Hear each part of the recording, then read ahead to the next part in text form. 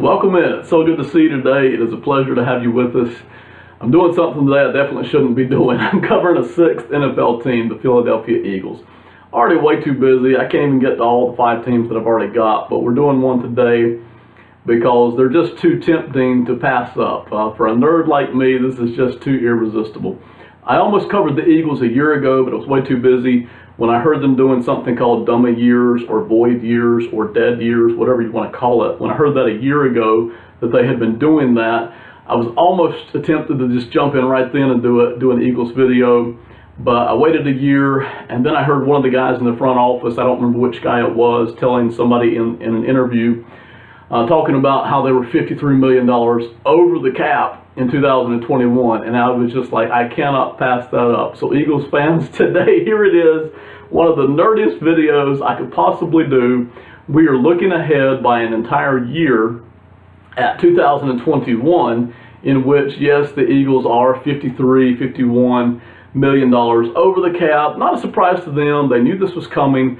They've got plans for it all over the place, but that's something we're going to look at today, and specifically, how do we eliminate that $53 million and get down to where the salary cap level is. So for those of you who are fans of other teams in Kansas City, Detroit, Washington, D.C., Las Vegas, New Jersey, I will get back to your teams as the summer wears on. But for today, we're doing the Eagles, and this was just too good to pass up, okay?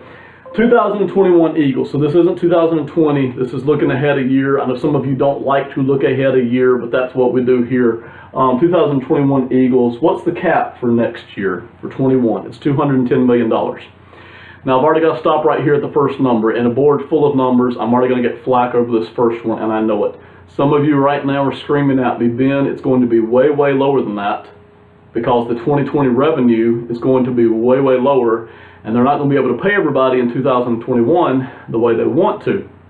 And my answer to that is, yes, that's probably going to happen, but if it happens to the Eagles, it's going to happen to everybody, and we don't know what that number is yet, so there's no point in speculating. If they end up cutting everybody's salaries by half in 2021, the NFL is not going to tell us that until very late in 2020, and they're not going to officially tell everybody that until early in 2021 anyway.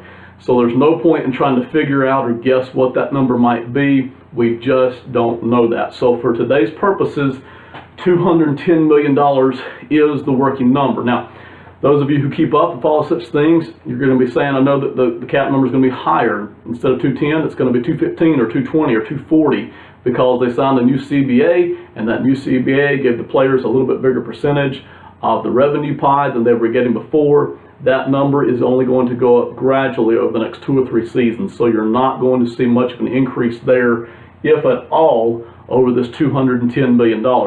So more of you are going to be saying now that they got these new TV contracts coming up, and that's going to raise the revenue by a lot. But no, the TV contracts haven't even been negotiated yet. Even when they are negotiated, they won't kick into effect until about 2023. So for today's purposes and for 2021, until we know more about what the virus is going to do to NFL revenues in 2020, this is the working number for everybody. And some of you as Eagles fans may have already been hearing articles and people talking about how it's going to be so much worse for the Eagles than it is for any other team because they're so far over, and that's really not the case. Whether the revenues shrink in 2020 and the cap numbers shrink in 2021 or not, the Eagles have to get rid of $53 million and get down to that salary cap level, 210. From that point, they are now in the exact same boat as everybody else in the NFL. So that everybody else in the NFL, if they're floating around $210 million for 2021, and they've got to cut that in half because the revenues shrink, then everybody's in the same boat at that point. So if the revenues do shrink in 2020, and the 21 cap number is smaller, it's not going to affect the Eagles any more than they already have been affected by this number right here, this $53 million that they've got to cut out. Now, how much do they already have committed? 2021, they've already got committed $263 million, and that does already take into account the rollover numbers. So after you subtract out the rollover from 2020, and again, some of you guys keep up with that kind of a thing, after all that's said and done, they're still $53 million over the cap in 2021. Now, this number here includes your draft picks. We've already taken into account the idea that you will have 6 or 7 new players, new young guys coming into your team, but they will simply replace 6 or 7 guys off of your roster. So that's not an additional 7 players. That's a substitution, and that's an even swap out. So you can already sign your draft picks, and that's not an issue at all. But it does not include your free agents. So for those of you who are worried about Greg Ward, who I think is an RFA or an ERFA, you got to allow a little bit for him.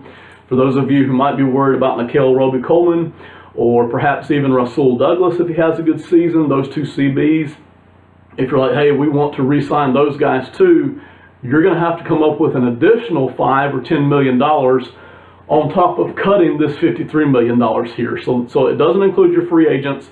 And if you want to go out in free agency and get somebody from another team in 2021 offseason, you then are going to have to come up with even more money. This money that we're looking at right here, $53 million, all this does, it gets you down to the $210 million mark for that cap ceiling, and it allows you to sign your draft picks. It does not allow you to re-sign your own free agents, nor does it allow you to go out and get free agents somewhere on the free agency market. So just so you kind of know the parameters of what we're looking at, that's what we're looking at today.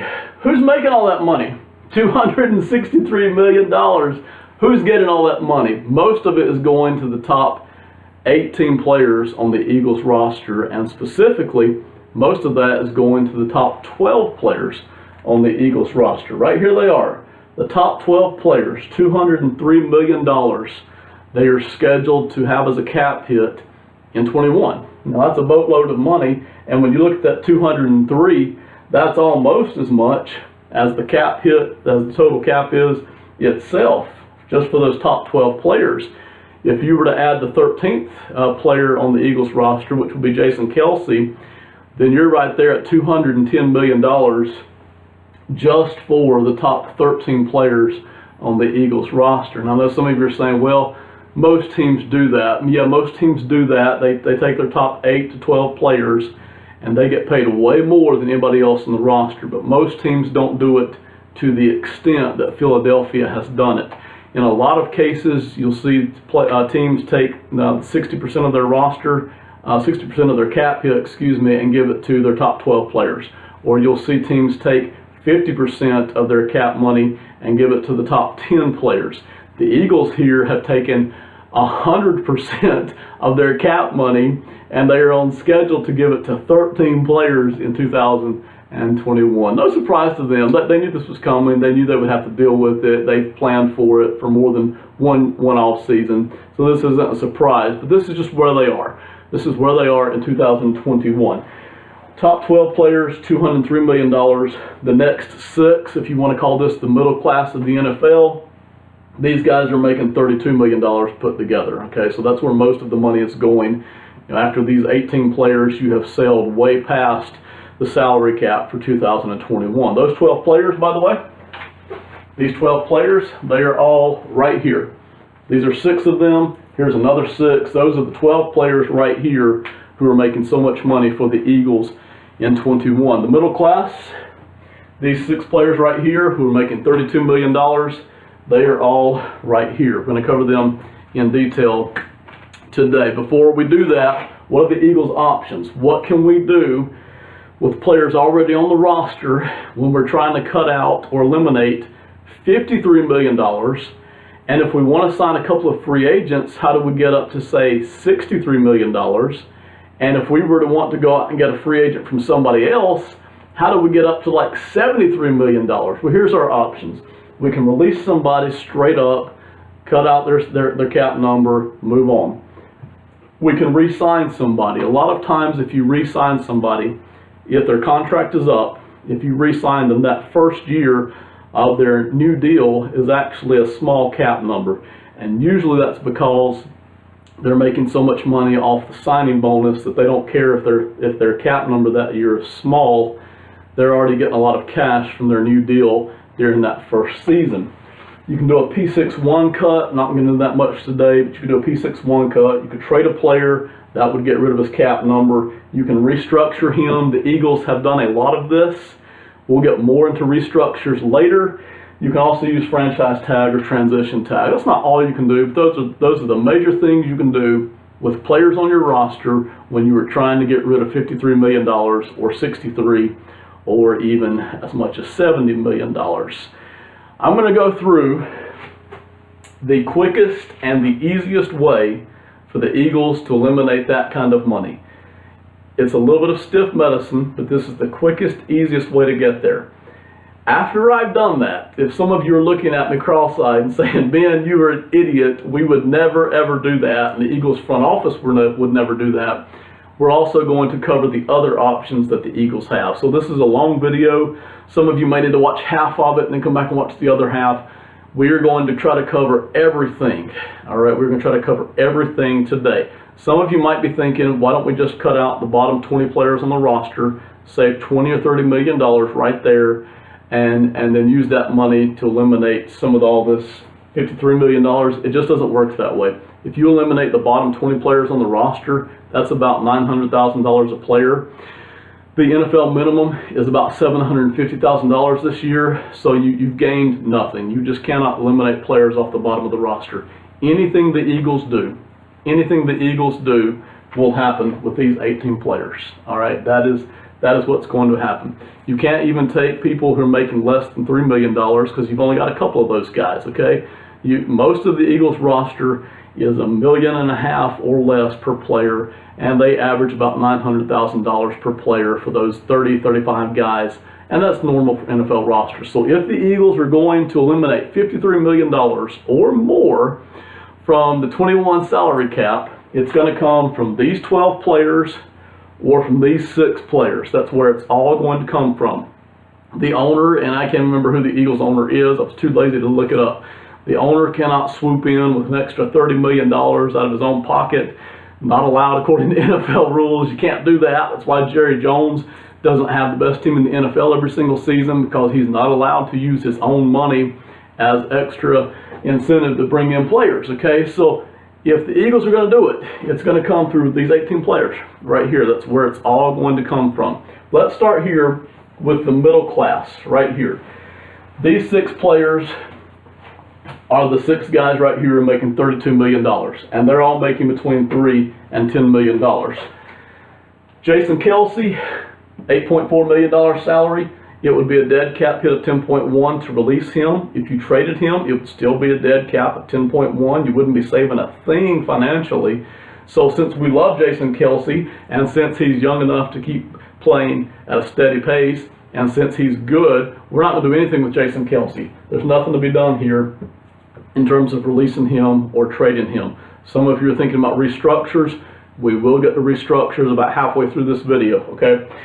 Marquise Goodwin, here's our first chance to really save some money. Marquise Goodwin is scheduled to make $5.9 million in 21. He has a dead cap hit of 0. While Goodwin is very fast, his production is not very high. I don't think you're going to miss him off the Eagles roster. So this right here is the first player that we're going to just straight up release. And you get a very clean $6 million savings for that. So right here is Marquise Goodwin. You save $6 million in 21. And the beauty of that is there's no dead cap hits for 22, 23, or 24 or beyond. Absolutely nothing. It's clean, it's easy, you're not going to miss the production. So that's the first one right there, is Marquise Goodwin. I'll put the number 1 by him so we can keep track. You move down here to Samalo. Again, Samalo's number is a relatively small $5.4 million. He's actually a bargain. You're not going to let him go. You're not going to trade him. You're not going to release him. You want him on the team. He's got a great cap number. Even if you were to trade him or release him, it's $4.9 million dead cap. You would save absolutely nothing there, okay? So nothing's going to happen with Samalo. Move over here to McLeod, linebacker, same thing. He's making $5.2 million. Dead cap for him, $6.2 million. No savings there if you trade him or release him. Absolutely none. Again, some of you are thinking about a restructure. We'll talk about restructures later in the video. You get here to Dillard and Elliott, the kicker and tackle, I think it is. Their dead cap hits in both cases are significantly bigger than the cap number for 2021. So if you're looking to save money, if you were to trade or release Dillard or Elliott, you were actually hurting yourself financially because the dead cap hit is bigger than the salary cap number. So we're not going to be doing anything with these 6 guys except for Marquise Goodwin. $6 million savings right here, and it's very clean. So that's the first one, $6 million that we contribute right here toward the 53. Second player we want to look at right here is Deshaun Jackson. Okay, Deshaun Jackson, there was a time when Jackson was one of the best players in football. As you very well know, that time has come and gone. Jackson, although he still works hard and he still is pretty fast, he just isn't the player that he used to be. Production has gone way down. Father Time catches up with all of us. And it took a while to catch up to Deshaun Jackson, but it finally has. If you want to just straight up release Deshaun Jackson, I don't think he has much trade value here. And so I don't think that you're going to get much of a trade for him. You could try, but I don't think you're going to get anything there. His cap number is $10.9 million. His dead cap number is 5.8. Through a couple of basically a restructure that the Eagles have already done with Deshaun Jackson, if you release him, you save $7 million, and that pushes a dead cap hit over to 2022 of $2 million. So it's not horrible, but you basically save $7 million. So Justin, those 2 players right there, and I don't think I'm going to get much argument out of those 2 players, Goodwin and Jackson, we've already saved $13 million out of the $53 million that we need for 2021. Just those 2 players. And there's not much money hitting our future seasons, okay? So there's only $2 million hitting the 22 cap and then nothing in 23. So that's player number 2. And I don't think most of you are going to argue with either of those. Let's talk about Malik Jackson for a second over on your defensive line. Again, there was a time when Malik Jackson was a valuable player for the Eagles. That time seems to have come and gone. We haven't even gotten through the 2021 season yet, but in through the 20 season yet. But in 18 and 19, Malik Jackson didn't get a lot of playing time. When he did play, he didn't look as good as he used to. It appears that injuries and age have caught up to Malik Jackson, and he simply isn't the player that he used to be. That doesn't mean he can't produce. That doesn't mean he can't make an NFL squad somewhere. That doesn't mean he couldn't be a very valuable backup. But this guy is not going to be starting. Problem is with Malik Jackson, making $13.6 million, so you're thinking, yeah, I'm not going to pay $13.6 million for Jackson to sit on the bench like he did most of last year, but his dead cap hit is 12.6. Fortunately for the Eagles, and I say fortunately, they probably already knew this was coming, the way they have restructured Malik Jackson's contract already, if you were to release Malik Jackson straight up, you'd save about $5 million. Okay, so that would take us from the $13 million right here, add in the 5, we've already saved $18 million here for the Eagles. Now, the downside to that is, and it's a small downside, that if we release Malik Jackson, and this is already going to happen anyway, because of the restructuring, there's a $2 million cap hit in 22 and in 23, which basically means you are paying for Malik Jackson's services after he's no longer with the team. So that's a little bit of a downside, but it's not huge. And you let go of Jackson, who probably, after the 20 season, if he gets much playing time in 2020, he is surely not going to get much playing time in 2021.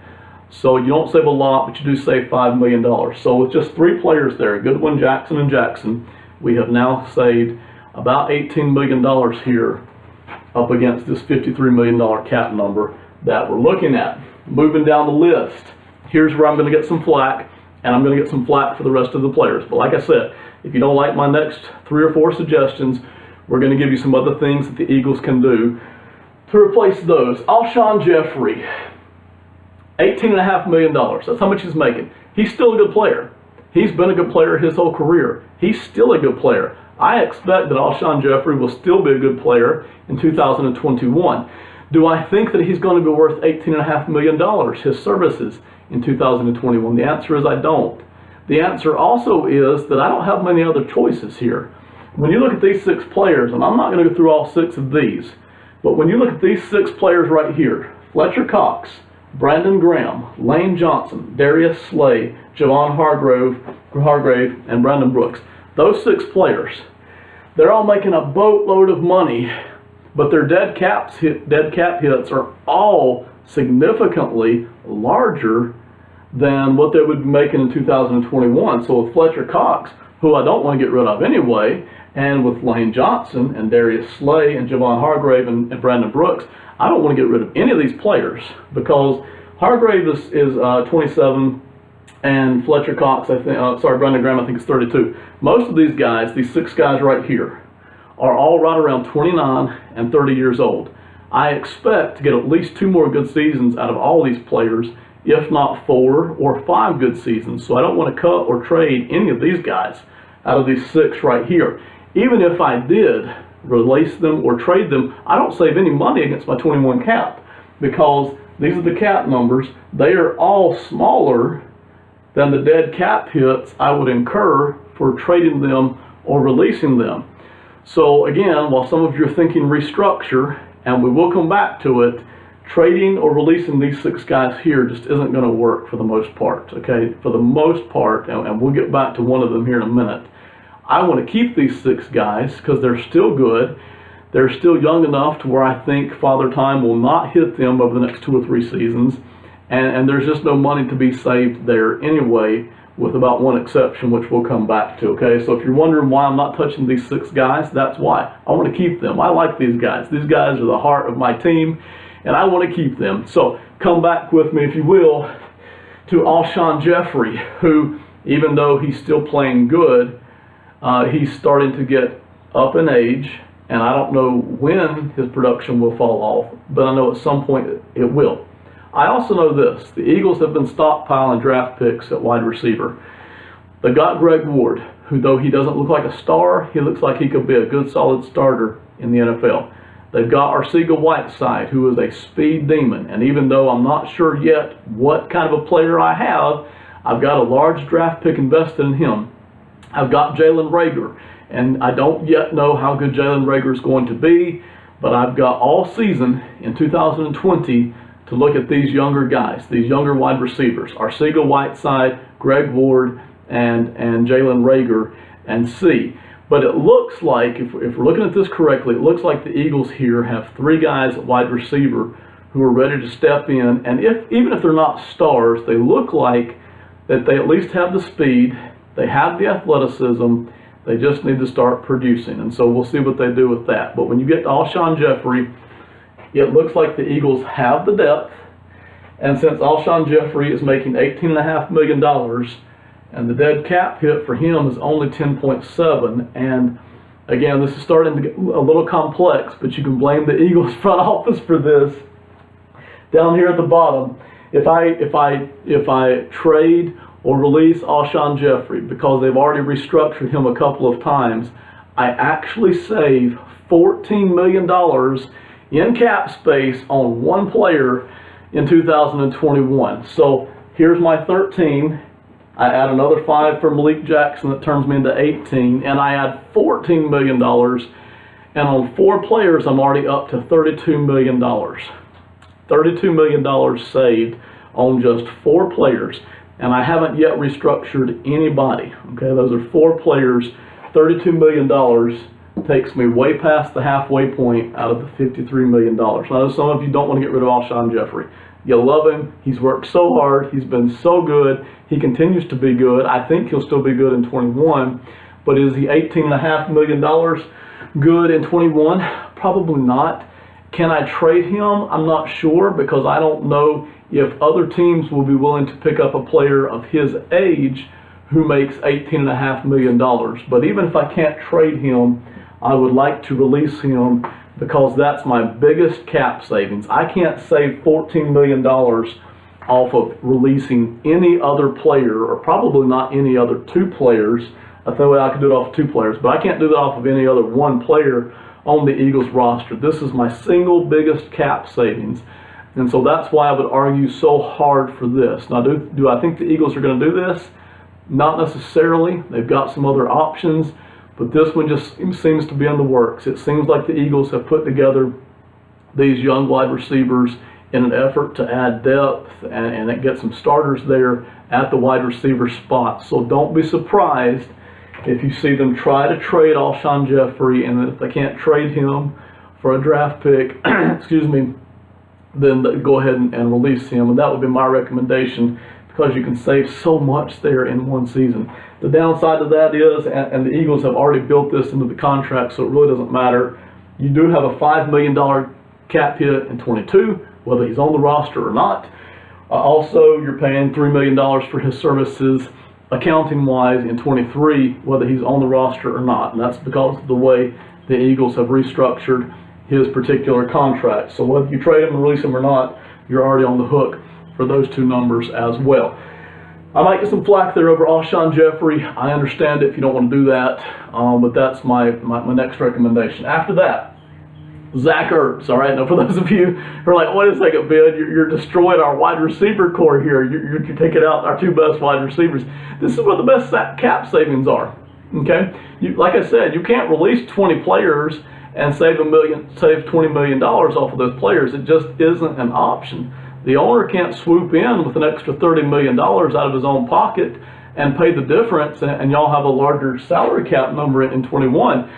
You are limited in your choices here. You're very limited.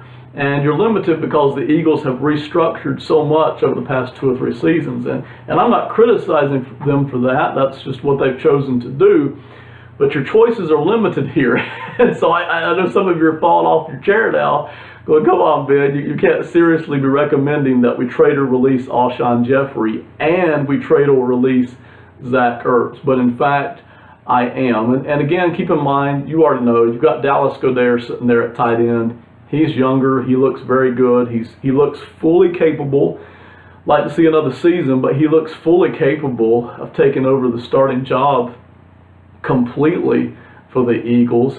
And you save about $5 million here with Zach Ertz. And in fact, again, the way the Eagles have the contract built, if you were to trade him or release him, you actually here with Zach Ertz save $8 million. $8 million cap savings. So by the time I take Goodwin, Jackson, Ertz, Jackson, and Alshon Jeffrey, those 5 players, I've already eliminated $40 million. Okay, $40 million. And while I do have a few dead cap hits here in 22 and in 23, they're not brutal. Okay, they're not brutal. We're looking, I think, somewhere around $16, $17 million between those 2 seasons put together. So it's not brutal. So yes, I am. I'm recommending that they try to trade Zach Ertz. And I think Zach Ertz is young enough and his cap number small enough that would make him appealing to other teams. I think other teams would want to trade for Zach Ertz. And it's always a little dangerous to try to predict what kind of a draft pick you'd get for a player, because I've seen players that I absolutely would never trade for. I've seen those players get a 3rd round draft pick. And I've seen other guys that I would have traded for in a heartbeat, I would think anybody in the NFL would want.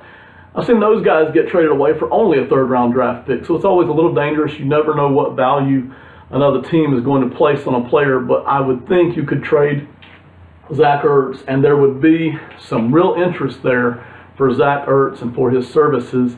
Cap hit for him would be 12.7, which isn't bad for a top tight end. And again, if you're the Eagles, you're like, man, we are killing here. You already want to get rid of Deshaun Jackson, and you want to get rid of Alshon Jeffrey and Zach Ertz. Well, keep in mind, you've got Miles Sanders there at running back, who looks like a guy who can kind of do everything. He can run, he can catch. You've got Dallas Goedert there at tight end, so that's 2 guys it looks like who are ready to step up and not only start, but be valuable offensive weapons.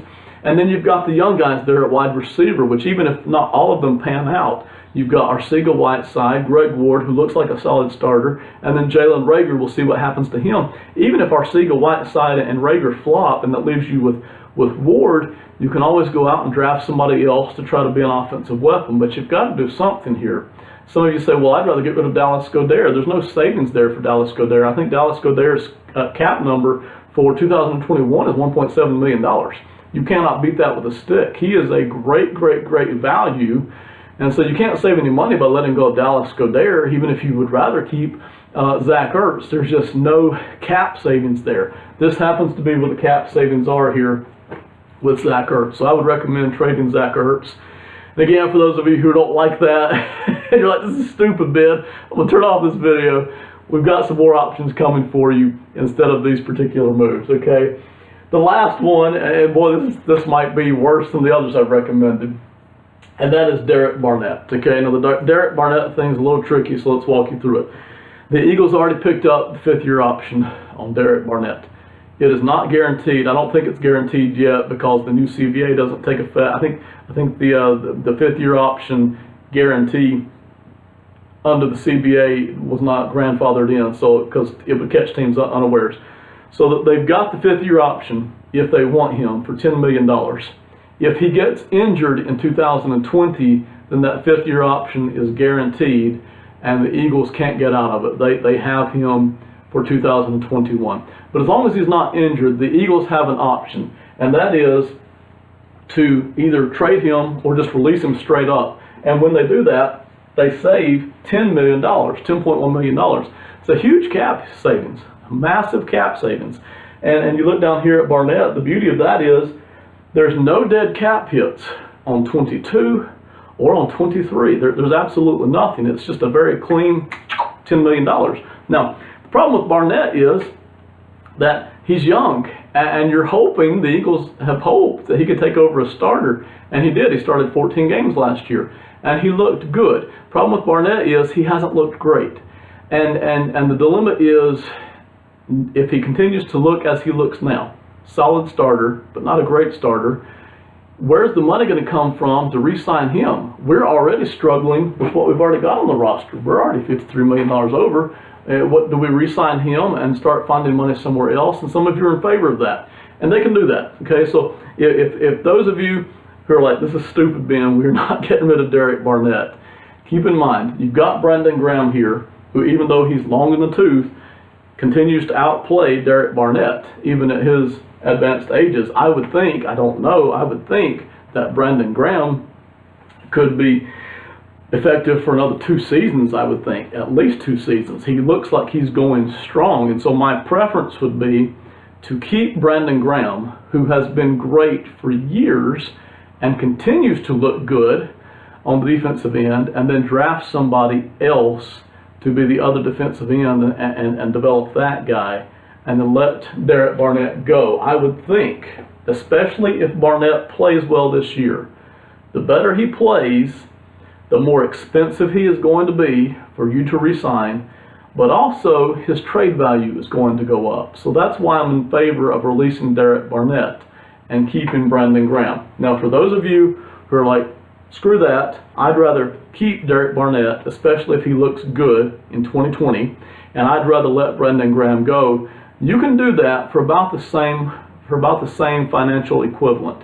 I'm not going to go through the Brandon Graham contract because it's just too many numbers for today's video. But if you wanted to, for about the same financial money in 2021, by the time you re-sign Derek Barnett, if you can get him re-signed and get a little bit of a discount during that first year of that contract because he's getting his signing bonus money, by the time you release Brandon Graham, the way the Eagles have that contract structured, it would be about the same. Okay, so for those of you who are like, no way, let Brandon Graham go and keep Derek Barnett, yeah, you could do that for about the same financial equivalency. I would prefer, because I just haven't seen enough out of Derek Barnett, and even if I do in 2020, if he steps up and he looks great, oh my goodness, now I've got to sign him to another large contract. I don't have enough room for all the contracts I've got right now. So if Derek Barnett steps up, then I've got to go finding more money. So my preference is you trade Derek Barnett. And if you were able to trade these 3 players, what you were starting to do then, and listen, I'm not talking about 6th and 7th round draft picks, so please don't tell me about stockpiling 6th and 7th round draft picks. If you're able to get a 5th round draft pick for Jeffrey, and say maybe a 2nd or a 3rd for Ertz, and possibly a 3rd round draft pick for Barnett, you were starting to talk about some good draft picks coming back in, making your roster younger, making your roster cheaper, making your roster deeper, making your roster more balanced. And yeah, you don't have quite the stars and the studs that you had right now, but that's what starts to happen if you can actually trade these three players and get some decent draft picks back for them. That's what starts to happen. Some of you are saying, forget it, Ben. I don't want to let go of Brandon Graham because I love him to death. He's been playing awesome for us for a decade now. And I don't want to let go of Derek Barnett because I'm hoping he can play awesome for us. That's where we start to need to hunt for other money in other places. And there are no more trades to be made. There are no more releases to be made that save you this kind of money. This kind of money right here, 5.3, or even $10 million, or even $14 million for Jeffrey. What I've done here with these 6 players, we have brought you to the place that is the quickest and the cleanest. It's not your only option. You can, and I figure the Eagles will, you can go back to restructuring. And I know this is the word that is on the tip of the tongue for everybody in the Philadelphia media and for every Philadelphia talk show. Restructure, restructure, restructure. Let's go down that road for just a minute. But before we do, before we look at how to keep some of these players right here, maybe not the Jacksons, but Jeffrey, Ertz, Barnett. Those of you who want to keep Jeffrey, Ertz, and or Barnett, we've got to start looking at ways to come up with $10 million, $20 million, or even $30 million to try to keep all 3 players. We've got to find ways to do that. And your only option left at that point is to restructure. That's the only option that's left. Keep this in mind though. When you restructure somebody's contract, doesn't matter whose, you pick the player, doesn't matter how much they're making, you are always, in every single case, you are always borrowing from future seasons in every single instance. So if you restructure any of these guys, and we'll talk about that in a second, if you restructure Carson Wentz, if you restructure Fletcher Cox, if you restructure anybody, you are now borrowing money from 2022 and usually from 2023 as well. And depending on who you decide to restructure, you're borrowing money from 2024 as well. Now my thought is this, and this is my pattern. Again, I'm not criticizing the Eagles. They're a good front office. They're creative beyond belief. They have put together some incredibly complex things that took me 11 or 12 hours to break it down. So I'm not criticizing these guys. They are good at what they do, okay? Very good at what they do. And they put together a good roster. But if I'm an Eagles fan, and if I'm an Eagles owner, if I'm an Eagles front office personnel director, I want to win just as much in 2022 as I will in 2021. And I want to win just as much in 2024 as I do in 2021. If I restructure somebody in the 21 offseason, basically I am borrowing money from my 2022 salary cap, which in essence means I am making it harder for myself to win in 2022 or in 2023. I'm borrowing from that. Now, I don't know if the Eagles front office has been thinking this the whole time or not.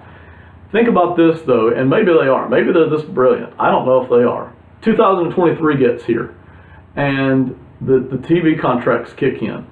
And we actually do see a massive increase in revenue, so much so that the rosters, the salary cap, instead of growing by $10 million a season like it has for the past several years, maybe it explodes by like $30 or $40 million a team in that one season.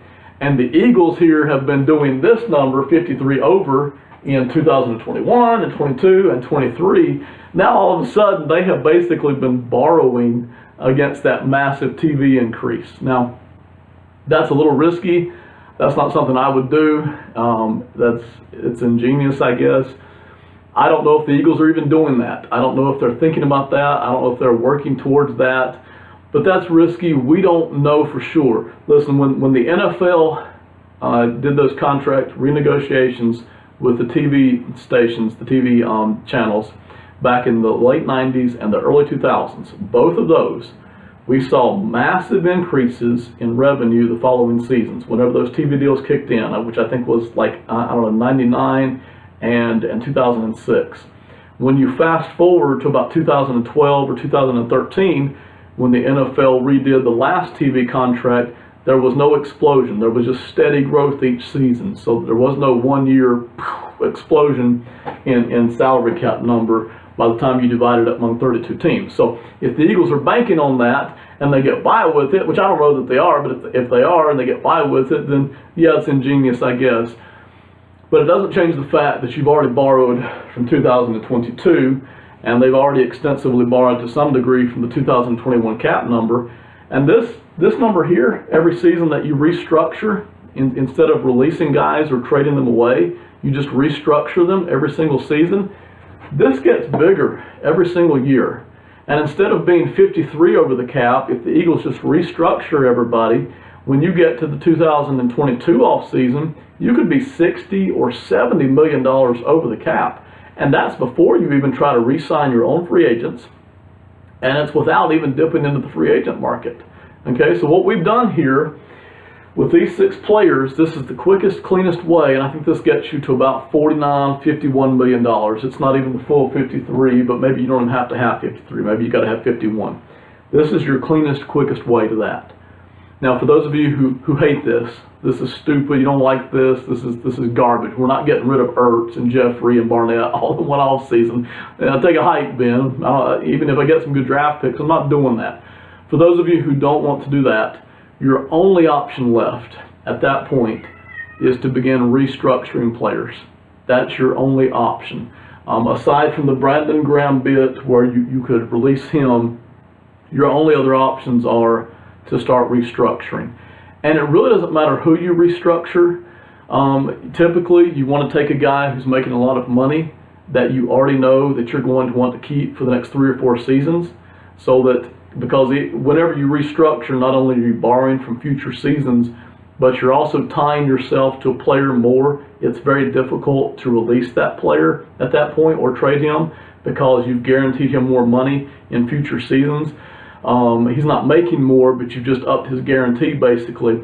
It's harder to let that player go. So you want to pick out a guy who you know you want to keep around for 3 or 4 more seasons, who's relatively young, and who's making a lot of money so that you can basically go to him. Now, that first guy is going to be Carson Wentz. Basically, for those of you who want to restructure, let's say you want to keep Derek Barnett. So we've got to find an extra $10 million somewhere. Basically, the way that works is you go to Carson Wentz and you say, Carson Wentz, we want to restructure you.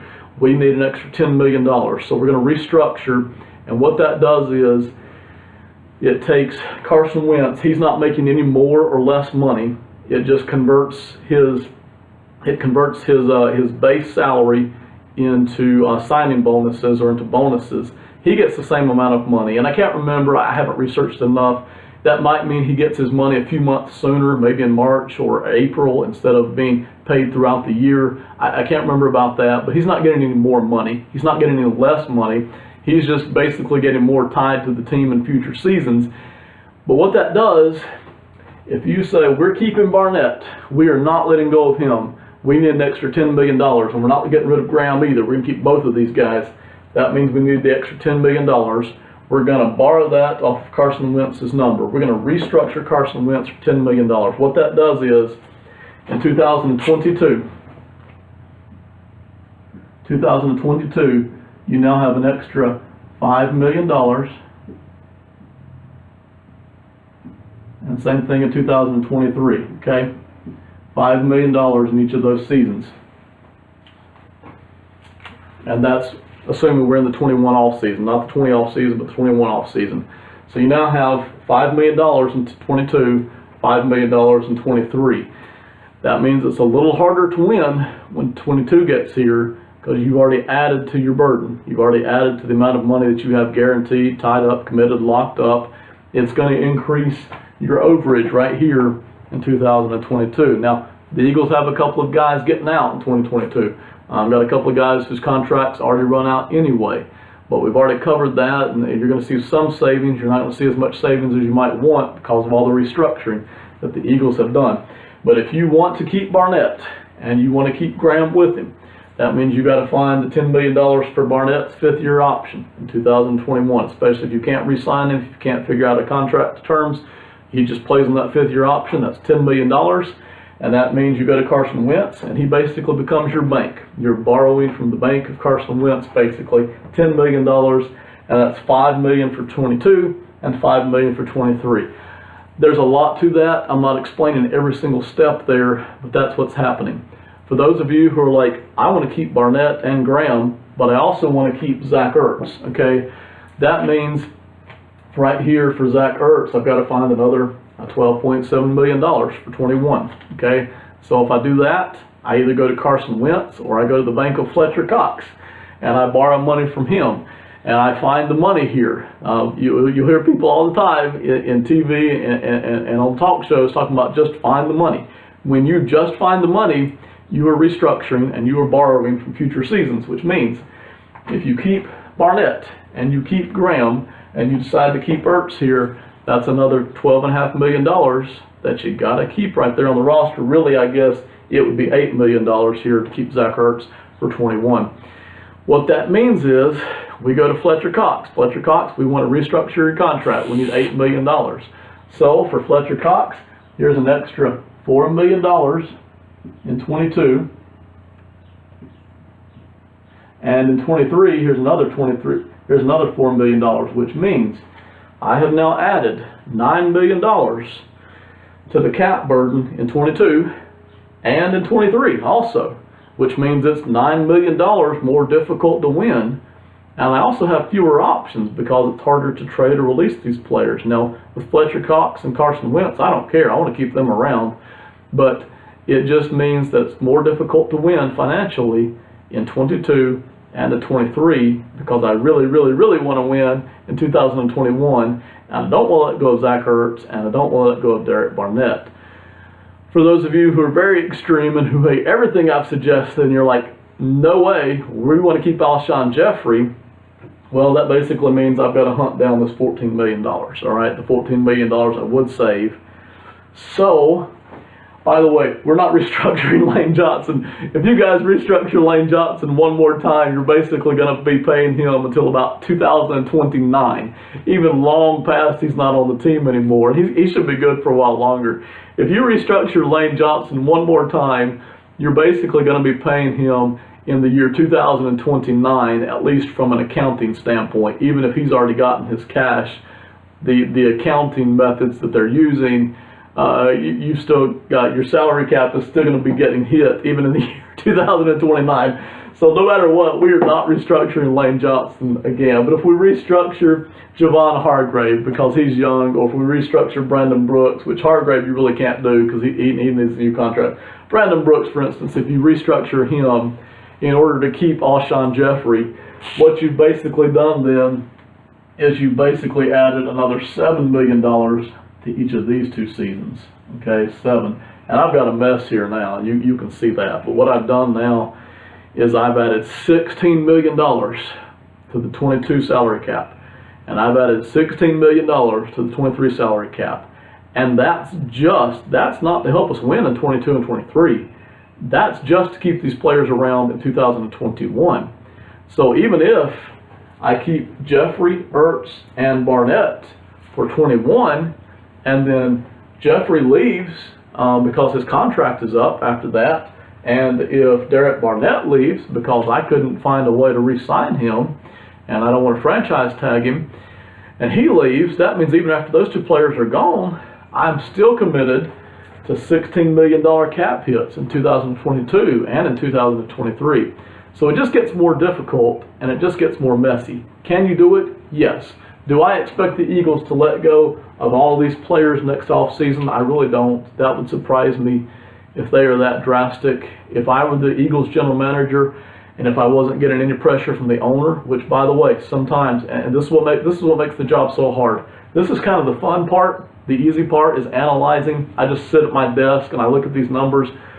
But if you're having to deal with an owner and that owner is putting a lot of pressure on you and that owner is saying, no, you can't let go of that player, and no, you can't let go of that player, which I don't know that the Eagles owner is doing that, but if he were, sometimes as a general manager, you can't do what you want to do. And sometimes the general manager and the coach don't see eye to eye. So if you have a coach who has a lot of influence and a lot of say, and he's saying, no way, I don't want to let go of Zach Ertz, or I don't want to let go of Derek Barnett, sometimes even then the general manager can't do what he wants to do. So I'm not inside the building.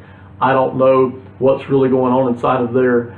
But if you want to keep all of these players, Jeffrey, Ertz, Barnett, you can do that. You can absolutely do that. You can keep going back to the restructuring well. What that probably means then, if you're somebody who wants to keep all of these players, now those three guys especially, if you want to keep all three of those players, that means when 22 rolls around, and I didn't look at all the 22 numbers, so I don't know for sure, but that means you could very easily be $60 million over again. And we're not talking about improving the football team. We're just talking about keeping the same group of players around. We're not talking about going into free agency and signing a guy at CB, or signing a guy at linebacker, or signing a guy at whatever position you want to improve on. We haven't even dipped our toes in the free agent market yet for 21 and 22. All we've done is keep this same group of players around. And so I understand why the Eagles have done it. The Eagles have continued to do this because Carson Wentz was on his rookie contract. Now that he's not on the rookie contract anymore, I expect them to kind of stop doing so much of this, but we'll see. They're very creative. They might even come up with something that we haven't seen yet. So there's a lot more we could say here, but this is the gist of it, okay? I think we've spent enough time on all of this. I was going to use, and I'll use this as an add-on for some of you who are still sticking around. We're 51 minutes in. If you're still watching this video, I have no clue why you're still watching this video, but if you want more, here it is. I was going to talk about P61 cuts. Each team gets 2 of them each year. I was actually going to use P61 cuts on a couple of these players, like Malik Jackson and like I think Alshon Jeffrey. But the Eagles have basically eliminated the need for P61 cuts. The way that they are using dummy years and void years and dead years, and the way they are restructuring contracts, which again is not something I would do as much of as what they're doing. But the way they're doing it, they have basically found a loophole that lets them basically P61 cut, that's a post-June 1st cut, basically P61 cut anybody they want to, anytime they want to, and even P61 trade people basically. So I am impressed as all get out with the ingenuity of that. I don't know who came up with that. I also don't know why the NFL league office allowed them to do that. Basically, you've completely destroyed the purpose of P61ing completely, because the Eagles are already doing that all they want to basically. I assume that the lawyers for the NFL and the lawyers for the Eagles sat down and looked at these contracts, and they couldn't find any wording that forbade all of the dead years and the dummy years combined with the restructuring that the Eagles are doing. So it's ingenious. I absolutely love the creativity of it. It's too much, and I don't know if there was a closing of that loophole in the latest CBA or not. I've not heard anybody address that at all. But that's why we didn't use any P61 cuts, because basically the Eagles are already P61 trading and P61 cutting anybody and everybody they want to, because of the way that they've been using dead dummy years and because of the way that they're restructuring everybody all the time anyway. So this is almost an obsolete thing here, and the NFL, if they haven't already, is basically just going to either have to eliminate this or revisit this with the players union, if it matters to anybody, or just let the teams continue to basically do this all they want to. We've covered a lot. Thank you for watching today. If you're part of the Eagles fan base, I am so busy with my other 5 teams, I may not do another Eagles video this offseason, but certainly in 2021, I think we've laid a good foundation here. We may certainly and very well come back to the Eagles in the 21 offseason and start to cover them in depth and extensively throughout 2021. That's it. Thank you so much for watching. Stay safe. We'll see you next time. Goodbye.